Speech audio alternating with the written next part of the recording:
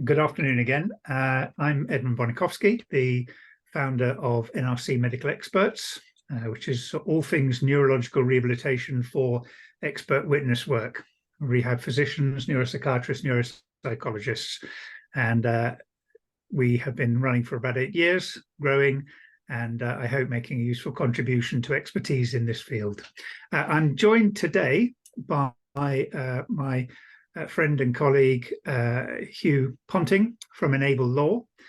Hugh and I have done a double act many times now, largely on the issue of capacity. And I have always found Hugh's extreme experience and interest in capacity absolutely fascinating and really helpful in any of the capacity work that I have undertaken. So, Hugh, I wonder if you would like to introduce yourself and kick us off. Hugh's going to talk for about 35-40 minutes, and then we'll have some, as it says here, please have your say. We'll have some questions and hopefully answers. So please do join in with that, and we look forward to a happy hour. We'll be concluding at bang on 5. So over to you, Hugh. Thank you very much. Ed, thank you for the kind introduction. So my name's Hugh Ponting. I head the personal injury team here at Enable Law. Most of my time I spend with my litigation hat on, although I'm also a court-appointed deputy for a number of clients, and so have some expertise in that field as well. I understand that the audience today comprises predominantly solicitors and case managers, which is great, and with some medical experts as well, and hopefully there'll be something of relevance for everybody. So what we'll do, we're going to focus predominantly on mental capacity in the context of sex and sexual relations and social media, which are two quite sort of gritty issues that often come up, certainly in my practice, and I know the same for colleagues. But to do that, I think it would be helpful to give some context first. So if we can have the next slide, please. Just thinking about the Mental Capacity Act. I've included these slides really more for reference rather than for us to go through certainly in any detail, because I'm expecting that most people will be familiar with the principles in the legislation anyway. But it doesn't hurt just to quickly recap around the assumption of capacity, taking all practical steps to help someone make a decision before you treat them as lacking capacity, never assuming a lack of capacity merely because of an unwise decision. And I know certainly from my practice perspective, and I'm sure for many of you as well, unwise decision-making is quite a tricky area, particularly when clients understand that they can perhaps throw that back at you, saying that they want X, Y, Z. You say, well, I don't think that's a good idea. And they say, but I'm entitled to make an unwise decision. And then thereafter, best interest decision-making and least restrictive options available to clients, where we're looking at situations where they lack capacity in a particular domain and for a particular issue. And I've just included as well there the test from section 2, and most of us, I'm sure, will have a practice that I suspect focuses more on traumatic brain injury, so we'll be very familiar with that. Next slide, please. And again, some further basics from the legislation. The test, if you like, within section 3, a person being deemed unable to make a decision if they are unable to understand, retain, use, and then weigh, and then communicate that decision by any means, which is an important caveat. And then some additional information there around best interests. And I refer also to the code of practice for guidance, which certainly I find helpful on a day-to-day basis. Again, next slide, please. It's also important, I think, to understand that there are a certain number of decisions that cannot be made on behalf of P if they are deemed lacking capacity. That's consenting to sexual relations, consenting to marriage or a civil partnership, or divorce or dissolution of a civil partnership on the basis of 2-year separation. Those are key areas. Yeah, next slide, please. So just to summarize and pick up on some of those things, couple to pick out, that is fluctuating capacity, and we'll look at that later in a little bit more detail. Applications to the court, we know, are taking months, still taking months, and that's been the case for quite some considerable time. I had a particular matter recently, for example, where the court had actually made the order after about 8 months, but then took 3 months to draw the order, which was quite frustrating. What we're going to be going on to talk about in terms of social media use and sexual relations, they fall under the category of health and welfare decision making, and you'll be aware that most deputies are finance and property. So we'll have a little look at the process that sits around that. We can just go back a second. Because that's quite important and have quite a profound impact, certainly on the course of where litigation is ongoing. And we know as well that deputyship, where litigation is ongoing, the court protection like to keep a sort of a closer eye on what's going on, maybe limiting the deputyship to a particular period in time. Possibly even stating that there needs to be a reassessment of capacity after a certain period. Next slide, please. So in terms of health and welfare issues, and next slide, I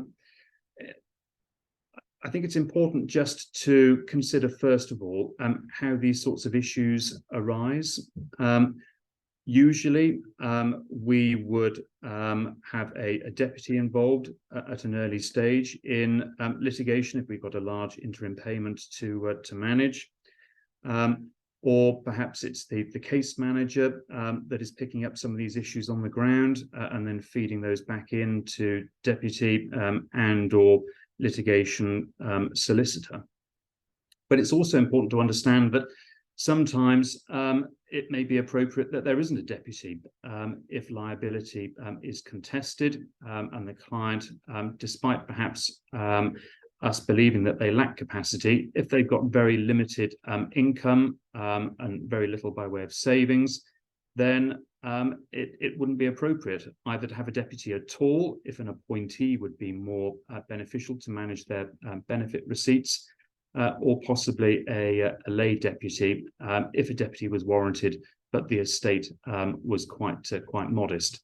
So we need to think about how these sort of health and welfare issues arise. And I've given there a list of the domains of mental capacity that perhaps I'm seeing and my team is seeing arise most frequently, but that's not an exhaustive list by any stretch. And of course, there are some obvious ones there that I've left out. They're not health and welfare, but issues such as testamentary capacity and litigation capacity as well. We'll come back later and think about that in the context of our interaction with medico-legal experts. Obviously, very important that our experts explore capacity where appropriate, but capacity in respect of what domains. And as I say, we'll come on to that. It's perhaps trite to say every client is different. We, of course, need to remain vigilant and also understand at what point we reach those thresholds as to perhaps when an application might be required, both for a deputy per se, but also with regard to these various domains. And again, we'll come on and we'll explore that in a little detail later.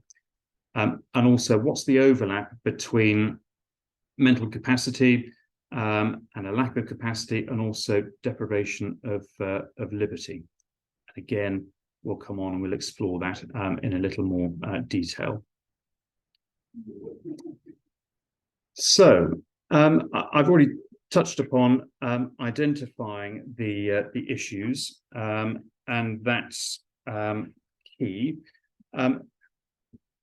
I would be heavily dependent on my MDT for a particular client, but also discussing with the family. And I tend to find that the starting point for a lot of families is that they're quite suspicious of the court of protection, the fact that there might be others then involved in decision making for a loved one.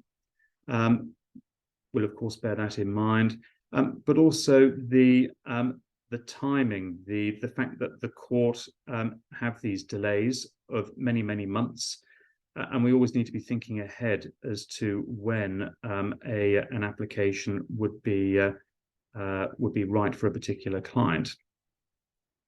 I'll come on and explore in a bit more detail the perhaps inconsistent or variable approach by the court as to who should effectively run or start the process in terms of health and welfare issues and exploration of whether or not a client has capacity in those domains. If you've got a client where it's thought that they lack capacity in a number of different areas, there are some quite significant practical considerations to give thought to there in terms of who is going to assess, where they're going to do it. If you've got an adolescent, you might want to involve school, obviously the family home, or otherwise if they're an adult, might need to think about particular arrangements for that particular client. And also, and here's the thing, I've got clients where these assessments of capacity have taken many hours over many days into many months. And I think it's worth thinking about and comparing and contrasting how that sits then with the medico-legal process, where the expert often will see the client only for maybe just a relatively few number of hours. We need to think as well about all of the impact that this has on the litigation. I quite like to have a situation where if I've got experts who are contesting between them issues of capacity, that on the ground, those issues, if they've been resolved, I find gives the court then something, that's the High Court, something to cut through then all the noise in terms of all the medico-legal experts and say, well, you know, this is what has happened on the ground for this particular client, and perhaps then be guided by that. Next slide. So I talked about with health and welfare issues, who is going to commission the assessment of capacity in those areas. And this is where the decision of RE-ACC is extremely important, completely changed the landscape in this area, and reminds us that a property and affairs deputy's authority relates only to property and affairs.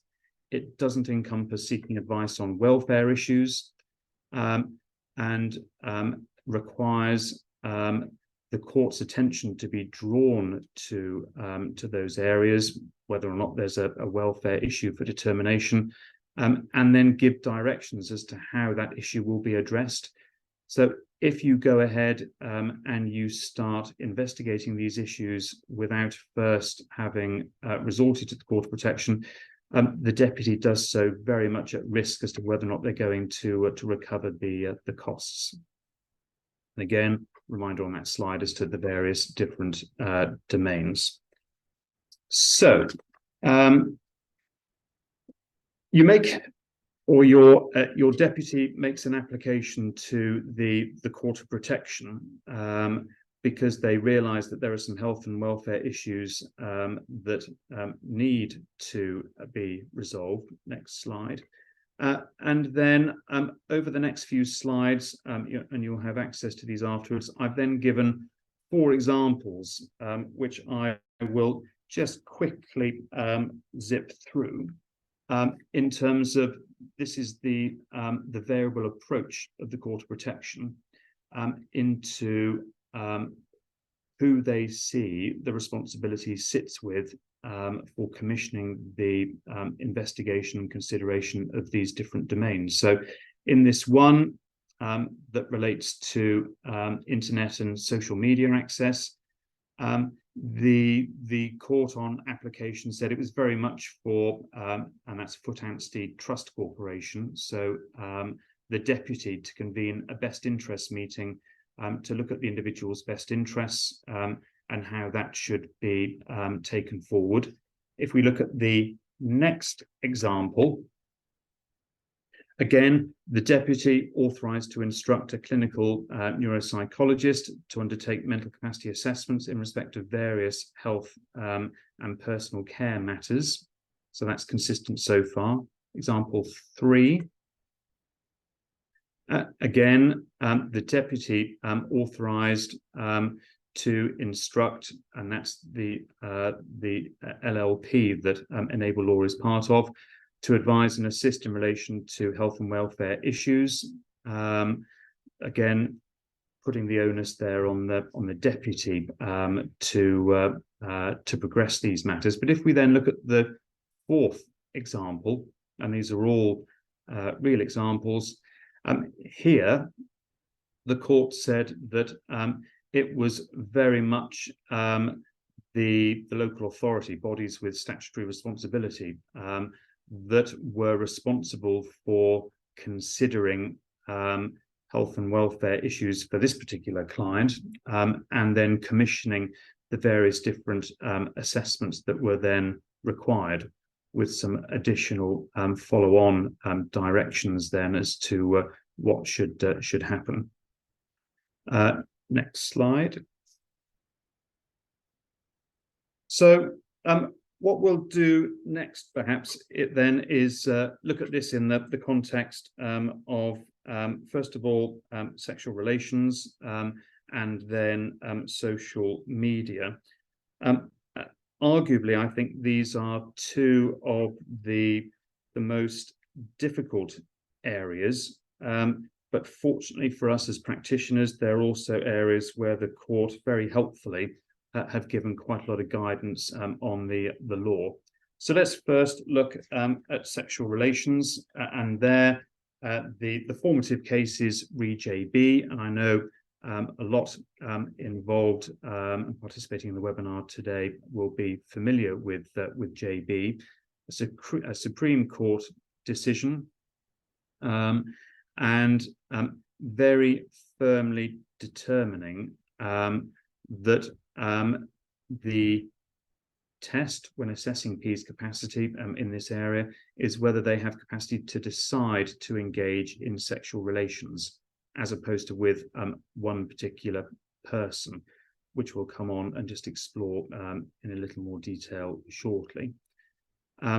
So considerations within JB, the other person, so not P, the other person must have the ability to consent to the sexual activity and consent before and during the sexual activity.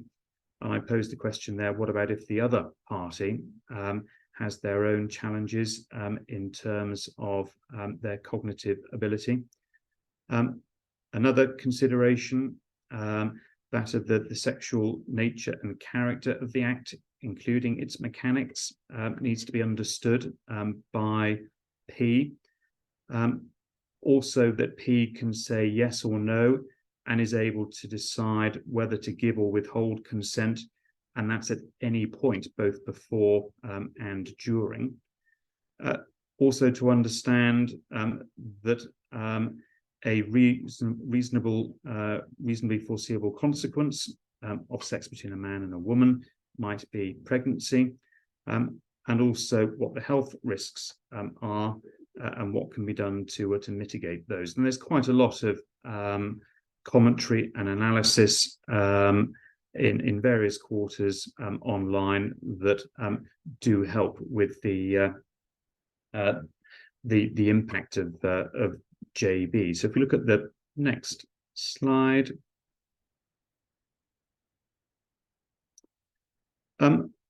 So it's very much a generalized test. It's not specific to a particular sexual partner.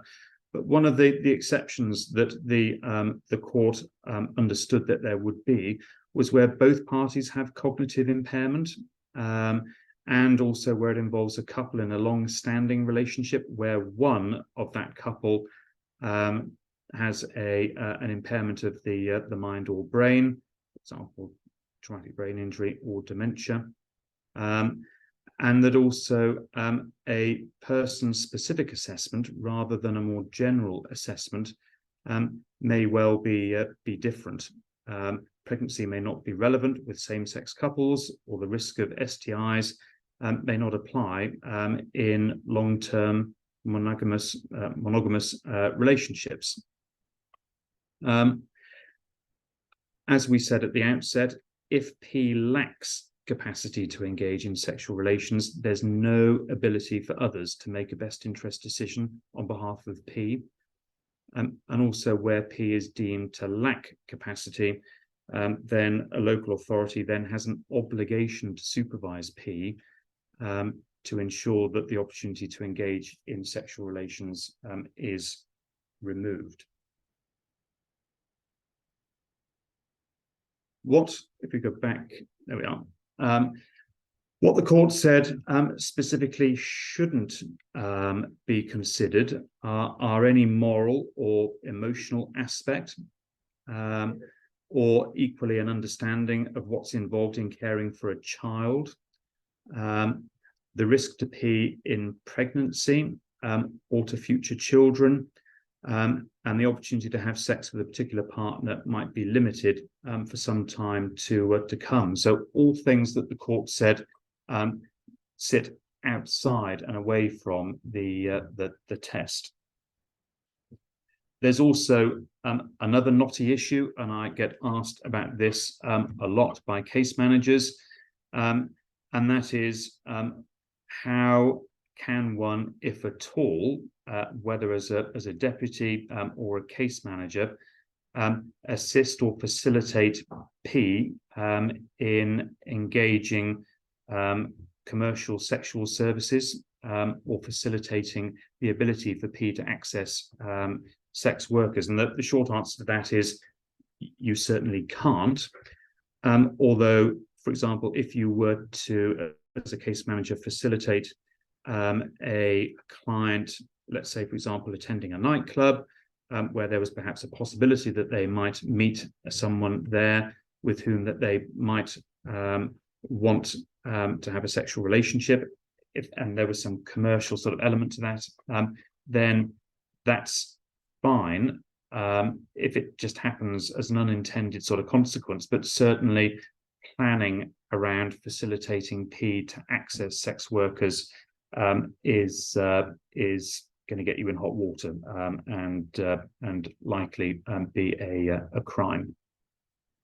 So let's go on and have a look then at social media and the internet, and the formative decision there is re-A. If we look at the next slide, and there the court looked very closely at this.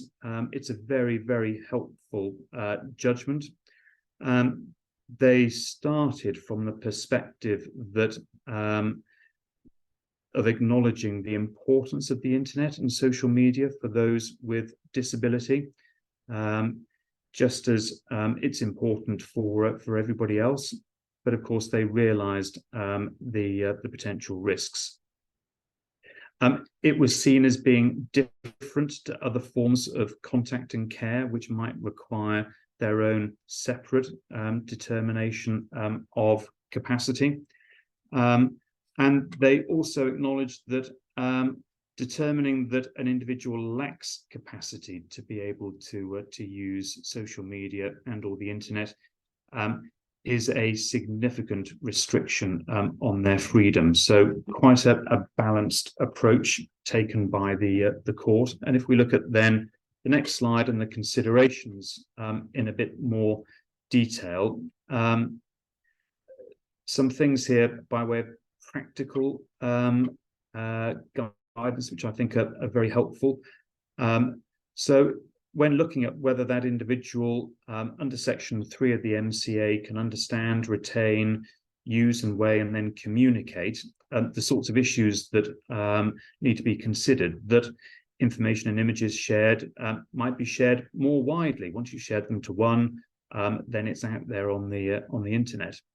That it is possible to limit sharing using privacy and location settings, but only enough for the individual to understand that there are those limits and protections, not necessarily the precise details or mechanisms of how to apply them, just to know effectively and with support if necessary that they exist.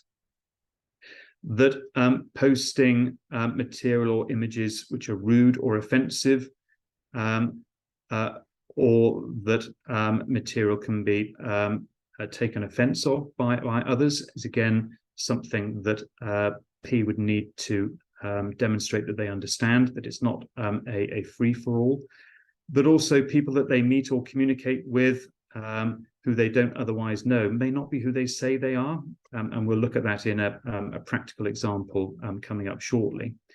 And that those same category of people can pose a risk. They can lie, they can exploit, they can take advantage. And that's something as well that would need to be understood by P. And also that if they look at certain material, post certain material, then that can get them into trouble with the police because they may have committed a crime, even if necessarily they don't need to understand the exact nature of the particular crime that they might have been said to have committed. The reason why this case Re A is so helpful is because the judge also restated the tests in relation to assessing capacity in relation to residence, care, contact with others, and sexual relations. So it as a one-stop shop, so to speak, it's a very, very useful case. And the judge also detailed the information that should be deemed irrelevant in assessing capacity in respect of internet and social media use. So one of those perhaps relatively few cases compared to some that actually gives you an awful lot of practical guidance to use in your everyday practice. Next slide. So what we're going to do is very quickly look at a case study where then a lot of this, I would hope, comes to light. So some people may, if they've seen me present on this topic before, may have already seen this, for which I apologise, but equally it doesn't hurt just to look at it again and see it all in context. So this fictitious client, Louise, accident in 2012, pedestrian versus car, age 12, severe traumatic brain injury, lengthy hospitalisation before discharge home, no rehab post-hospitalisation. The family initially instructed a web-based solicitor who was then subsequently fired effectively by the family when they instructed us in their place, but he wouldn't transfer his papers on our being instructed, despite us giving that the usual assurances about costs, etc., which those other solicitors in the webinar would understand. Little progress over the years that they'd had the matter. not even admission of liability. So when we took the matter over in 2019, the very first thing we had to do was focus on liability and make sure that that was either admitted or we understood why it was going to be disputed so that we could have done something about it. As it happens, it was admitted. But we were starting pretty much then from scratch, otherwise within the case. Next slide. So Louise, in some respects, is remarkable, but in other respects not. She is quite significantly impaired cognitively, but physically she has very few physical deficits. She has been attending a specialist school, all sorts of issues involving the EHCP for the deputy and case manager to wrestle with. I've already highlighted those significant cognitive, executive and behavioural issues. Louise was and remains extremely vulnerable. And this is particularly relevant in the context of social media use. So she used to enjoy playing a game that had an online chat function. She would readily take people at their word that she was communicating with in terms of who they were and more importantly, what age they were. She got herself into difficulty on a number of different occasions. And on one of those occasions, it was transpired that a 13-year-old boy that she thought she was communicating with was in fact a middle-aged man located in a country far, far away. Other complicating factors, school, not always necessarily as supportive as they might be, and lots of other safeguarding and deprivation of liberty issues.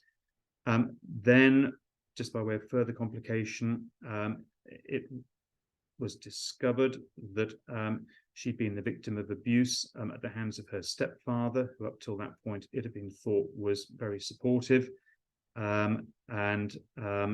Then subsequently he took his own life. She having then that conflict within her that on the one hand she felt guilty because what she had done in terms of reporting the abuse, she saw then as directly leading to his death. But equally, she understood that it was wrong for him to have done what he did. So, you know, some incredibly difficult things, particularly for the case manager then to have to deal with. And lots of the domains of capacity that we've already touched on then arising in practice. And I've given some sort of idea there of the sort of value that this claim has. In fact, it's worth significantly more than 10 million. If we then look at, and it's actually the next several slides, and I'm just going to quickly rattle through these. This is that case when we were looking before at those 4 examples of how the Court of Protection might want to see health and welfare issues addressed. This was that example 4, so the local authority had to get involved. What prompted the application to the Court of Protection, and you can see fairly soon after we were first appointed, so appointed in the December, and then in the March, an application made for authority to assess capacity in the areas of residence, care, support, contact with others, social media, internet, section relationships. And that was because she was approaching her 16th birthday and had been openly saying that she wanted to start a sexual relationship with her boyfriend of the time. So there was some urgency to this, and the application that was made as an urgent application. But you can see, notwithstanding, it took still 3 months for anything really to start happening within the court protection. And then if we skip over the next slide, you can go through these in your own time after the webinar. What I've set out is the sort of the chronology, the history of how these health and welfare issues were addressed. What's important to understand is that it's taken until relatively recently, and in fact, the court have relatively recently also ordered a reassessment of capacity. So after many months, with the local authority not really advancing things very much, the Court of Protection then say, well, she's actually now approaching her 18th birthday, so really these capacity issues need to be looked at again. Now, we've just had the assessment back now, 2023, October 2023, when the application was made in March 21. So Louise or AH lacks capacity in respect of social media and internet use, unsupervised contact with others, and in relation to sexual relationships, but was deemed as having capacity in relation to decisions around accommodation and care.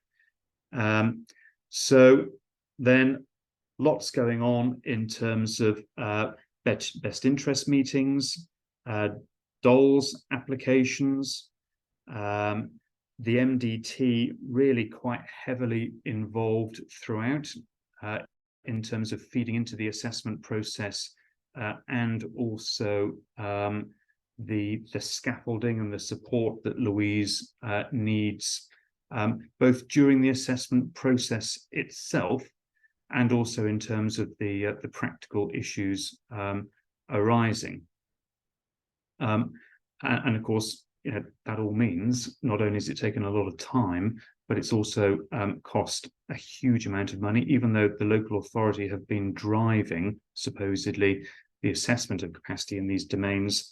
The case manager, the deputy, the rest of the MDT have spent a huge amount of time and therefore money involved in the process. So if we go on to the next slide,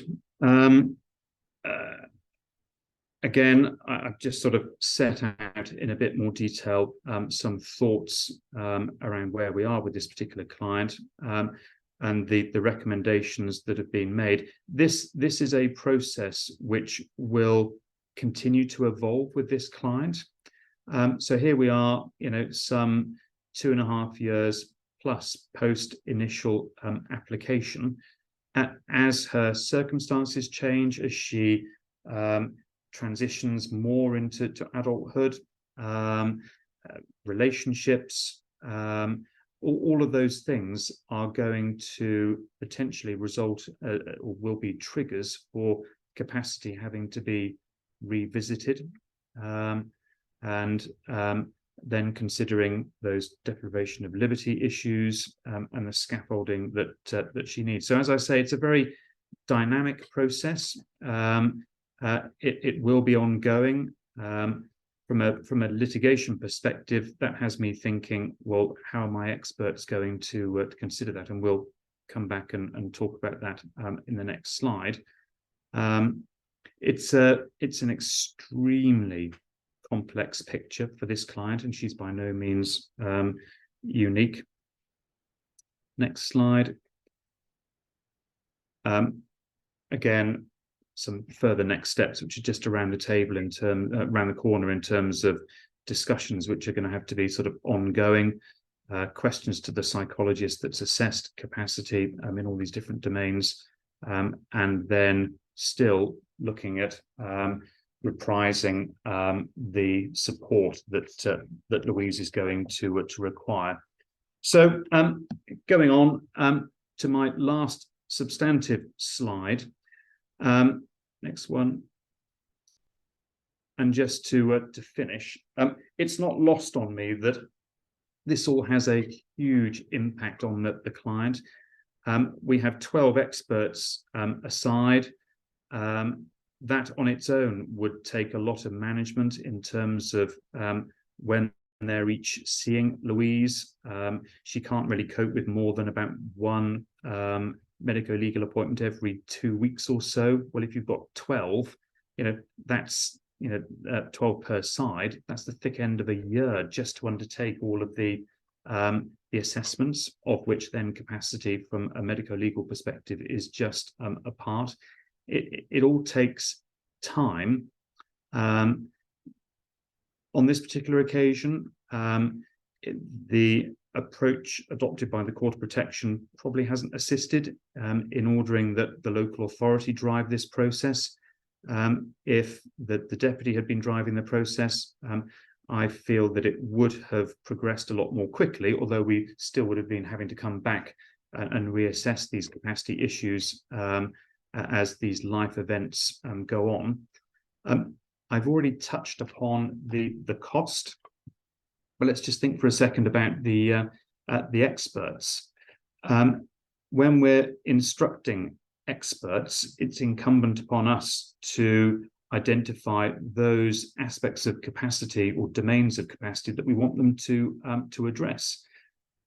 We all see that many medico-legal experts leave capacity until often quite sort of late in the report. It often sits sort of at the end, and then you might get on a poorly written report, a couple of paragraphs, maybe sometimes not even that. I've seen no evidence that causes me to displace the presumption of capacity. Is a good one for some experts. But what are we asking them to look at? Not just property and affairs, but what about all these health and welfare issues? How are you going to evidence or put evidence before the experts such that they can look at those issues? Do you really want them to? If these have all been dealt with on the ground, then hopefully the expert will be able to say, well, I'm instructed purely in a medico-legal context. I can see that P has undertaken a huge number of assessments in respect of various domains in relation to her capacity over many, many months. Who am I to interfere with that? That's a debate rather than a statement. Also think about the disclosure of material in the court protection proceedings, in the ongoing litigation, the High Court litigation, if there is any. Court protection proceedings will usually be subject to not just anonymity, but confidentiality. And in relation to Louise's case, we've had to get the official solicitor to go back to the Court of Protection to vary their order so as to allow us to disclose documentation from the Court of Protection proceedings in the High Court litigation. And then finally, a Court of Protection expert who comes from a property and affairs background is going to find it really, really difficult to cost the health and welfare domains of capacity that need to be considered. So in Louise's case, we have permission from the High Court to instruct 2 Court of Protection experts, one from a finance and affairs background and the other from health and welfare. That's me done, almost on time, I think. It's a lot to take in. Capacity is an extraordinarily complex area, and one that affects us, I'm sure, all slightly differently from the perspective that we come at it from, whether we're an expert case manager or a solicitor. Ed. Thank you very much indeed. A whistle tour through an extremely complicated domain. And each time I hear you talk about capacity, it seems to get more and more complicated and more alarming. Surprisingly, we have had relatively few questions, and we're not really quite sure why that is. Perhaps it's because it is such a challenging area. Let me just kick off with a couple of quick ones, and then I've got a couple of my own, actually, if you don't mind. Anonymous 10D says, if a client has been assessed as having fluctuating capacity, does a capacity assessment have to be carried out for each decision? Well, I'm not quite. Capacity is assumed unless there's evidence to the contrary. So I would say no. I mean, obviously, every client is different, but I would expect where a client has fluctuating capacity that there's quite a lot of sort of documentary evidence around that in the notes that helps. And I think one interesting sort of question that I get asked a lot is, if a client has fluctuating capacity, is it still appropriate that they have a deputy at all? And of course, that depends on every client, but more often than not, it might be that it's still appropriate to have a deputy, just that then the deputy, once appointed, is perhaps lighter touch than in other circumstances, acknowledging that where the client has capacity to make a decision, that they leave them to it, or support them to be able to make that decision. But Okay. It's a complex area. Thank you. Hugh, this is a question from Jenna Todd Jones. She says, thank you for another great talk. Apologies if this was covered at the start. I had a poor signal, don't we all? I was interested to hear who should begin the process of the Court of Protection, but wanted to hear advice on how a Deputy for Health and Welfare is initially put into practice once the MDT feels this is necessary, especially if there is some objection to this. Yeah, well, I think it's first of all important that we recognise that health and welfare deputyships are very rare. And so in the majority of cases, a court would still prefer to have a property and affairs deputy, and then health and welfare issues dealt with just as and when they arise. Then with the deputy making an application to the court whenever they feel that a health and welfare issue needs to be resolved, because let's not forget, ACC was quite clear.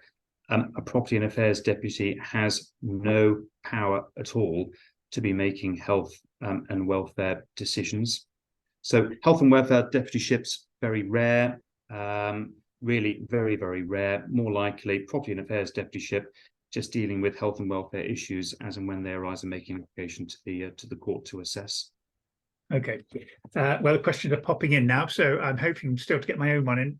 Emma Hale asks, are you aware of any guidance on assessing potentially fluctuating capacity due to drug use?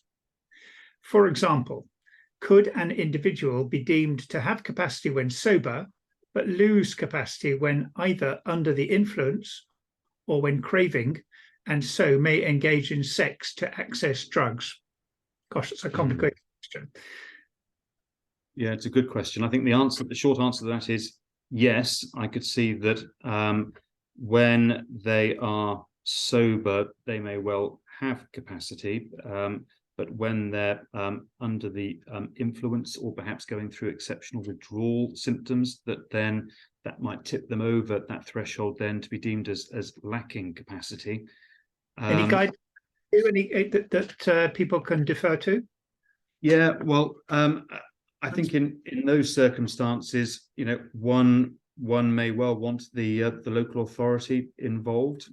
I mean, first of all, you'd have to assess capacity and have somebody like a clinical psychologist, neuropsychologist, look at when they're sober, when they're not sober, and actually make that determination of whether or not at any of those points they would then be deemed as lacking capacity. If they're lacking capacity, then and engaging sex workers, then, I mean, it's exceptionally difficult, isn't it? But I would have thought that quite possibly that would be one where you would actually want local authority involvement. Yep. It all just goes to show the depth of the problem here, doesn't it? How complex it is. I have a question, which is, are you aware of any standard approaches or resources or questions lists for assessing capacity generally, but also particularly with regard to the issues you've been talking about, Hugh? Because if I look at this now, I would say my general knowledge, and I'm sure many of our attendees, our general knowledge of sexual relations might be sufficient to help us conduct an assessment of capacity with regard to that. However, I think that would be quite different with regard to social media, and I'm of a generation to which it isn't particularly familiar. I know something of it. And the question arises, I suppose, is what level of expertise does one have to have in the domain that one is assessing, out with one's professional expertise as a physician or neuropsychologist? So familiarity with the domain. Can you comment on that?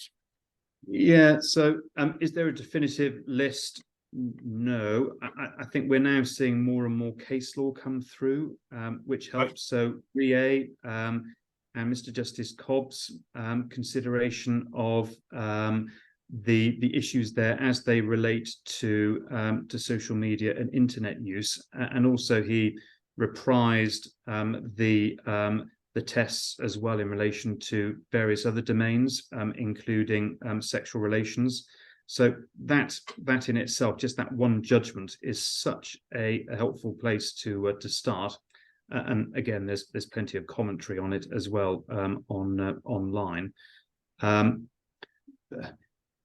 The other part of your question, so what if it starts to sort of sit out with your usual sort of area of expertise? Well, I think it's incumbent upon all of us at that point to sort of put our hand up and say, that's not something I can comment on. I think certainly from a medico-legal perspective, reputations are not necessarily gained, but they can certainly be lost when giving evidence and under cross-examination. To hold yourself out as an expert in a particular field when you're not clearly leaves you quite considerably exposed. So I would expect, actually thinking about it, that the High Court and other civil courts away from the Court of Protection are going to need to give much more thought to the management of cases and expert involvement, and also the fact that P and possibly others, they are classified as a vulnerable witness, and there are specific additional considerations that the court need to give consideration to in terms of how vulnerable witnesses are treated, both at trial and otherwise. So just a slight follow on here. In your experience, Hugh, which professions are best suited to making capacity assessments? That's one part. And the second part is, does the court have any kind of hierarchical approach to the opinions that are given? So, for example, would they give more weight to the opinion of a social worker as compared, for example, to a psychologist? You see my point. Does the court view some opinions as really gold standard, and how would you select who's going to do what?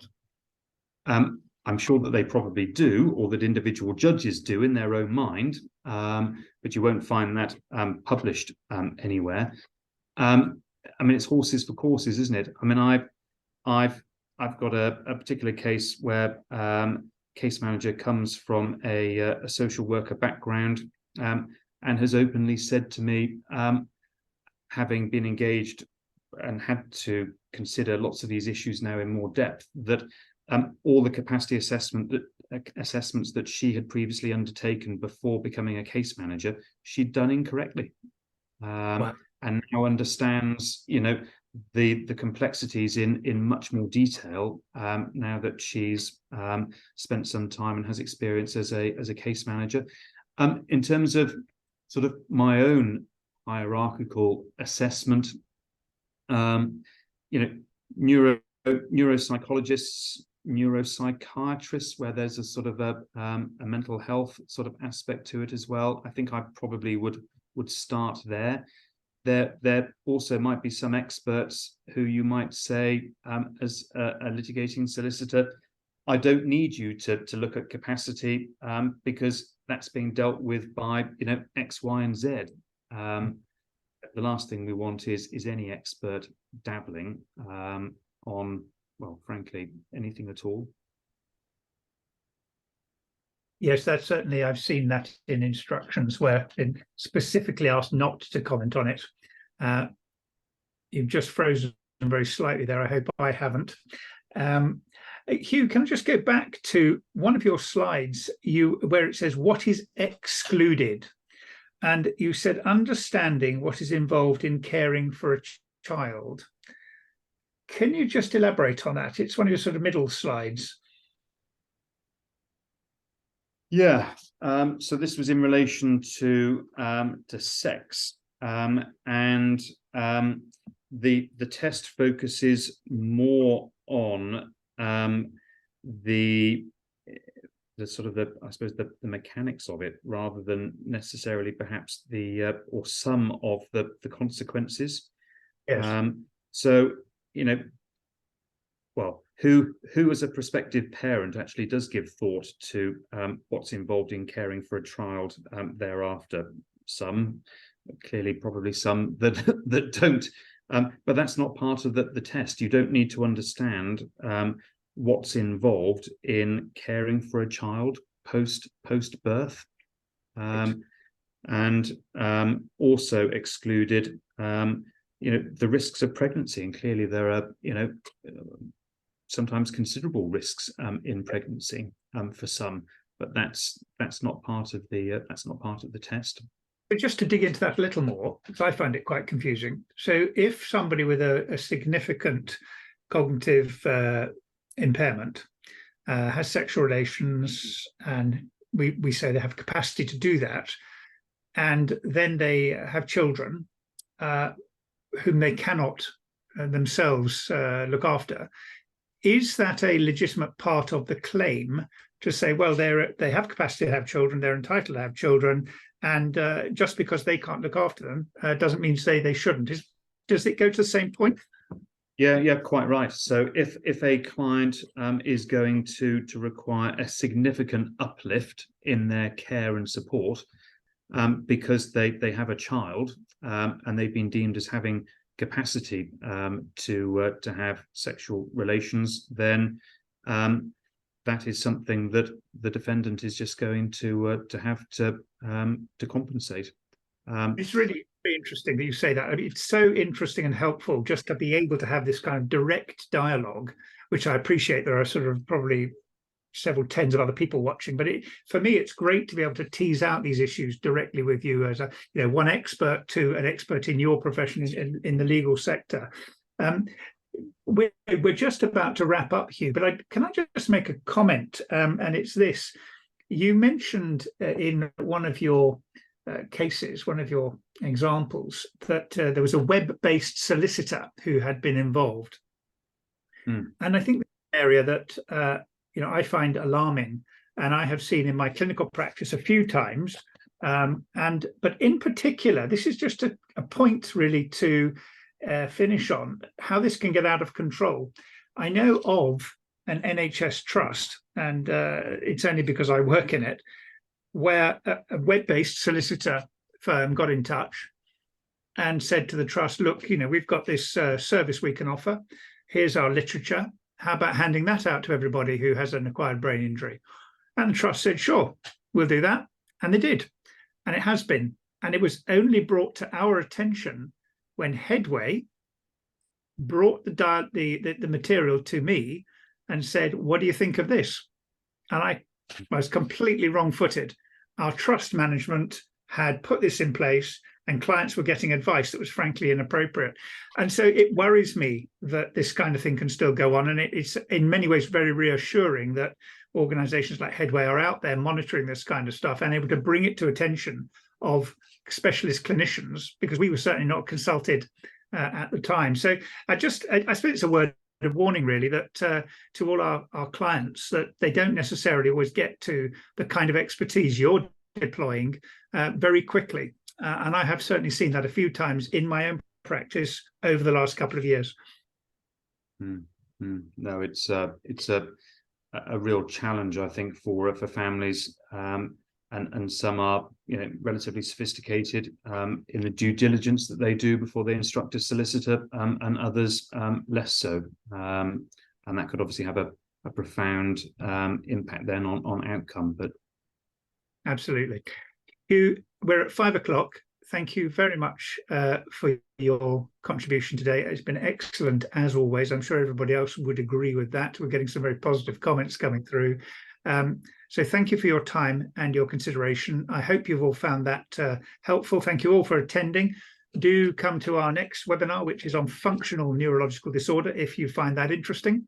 And until then, I wish you all well for the evening. Thank you, Hugh, and good evening. thank you all.